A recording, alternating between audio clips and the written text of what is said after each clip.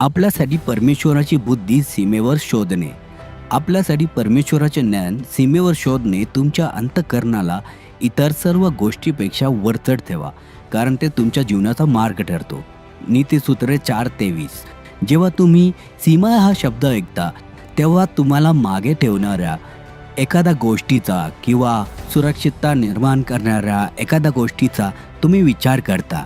एका प्रतिभावान वास्तुविशारदाला एकदा तिच्या आवडत्या प्रकारच्या प्रकल्पाबद्दल विचारले गेले. तिने उत्तर दिले, जेव्हा प्रकल्पात विशिष्ट आव्हाने आणि समस्या असतात तेव्हा मी माझे सर्वोत्तम काम करते. त्या मर्यादाबद्दल काहीतरी माझी सर्जनशीलता उघड करते, असं ती सांगते.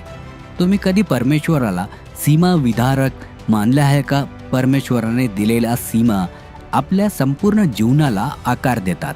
आपण एका विशिष्ट ठिकाणी आणि काळात राहतो. आपल्याकडे विशिष्ट कौशल्य आणि ऊर्जा क्षमता आहे. या मर्यादांचा हेतू आम्हाला रोखण्यासाठी नाही आहे. त्याऐवजी या मर्यादा आपल्याला कुठे लक्ष केंद्रित करावे हे दाखवू शकतात.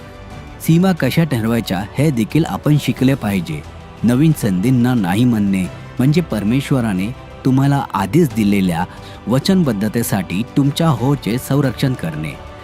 आपल्या वेळेच्या सीमा निश्चित केल्याने आपल्याला विश्रांती, नातेसंबंध आणि कामावर लक्ष केंद्रित करता येते. आणि लोकांबरोबर सीमा निश्चित केल्याने अशा वाईट नातेसंबंधापासून आपले संरक्षण होण्यात मदत होऊ शकते.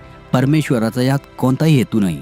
बायबलमधील नीतिसूत्रे म्हणतात, सर्व गोष्टींपेक्षा आपल्या अंतःकरणाची काळजी घ्या, कारण तेच आपल्या जीवनाचा मार्ग ठरवते. नीतिसूत्र 4:23. परमेश्वर एक सीमा, एक निश्चित रेषा किंवा मर्यादा आहे जेणे आपण पाप, विचलितता आणि अनावश्यक भग्नता दूर ठेवण्यासाठी योग्य ठरतो.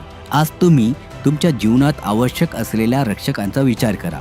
ते तुमची जीवनदायी विश्रांती, तुमचे नातेसंबंध, तुमची सर्जनशीलता आणि वचनबद्धता यांचे संरक्षण करू शकतात. तुम्हाला लोकांना नाही म्हणायला शिकण्याची गरज आहे का? त्याचप्रमाणे लक्षात ठेवा, परमेश्वर आपल्याला चिंतामुक्त समृद्ध जीवनासाठी सीमा निश्चित करण्यासाठी बोलतो. परमेश्वर तुमचं भलं करो.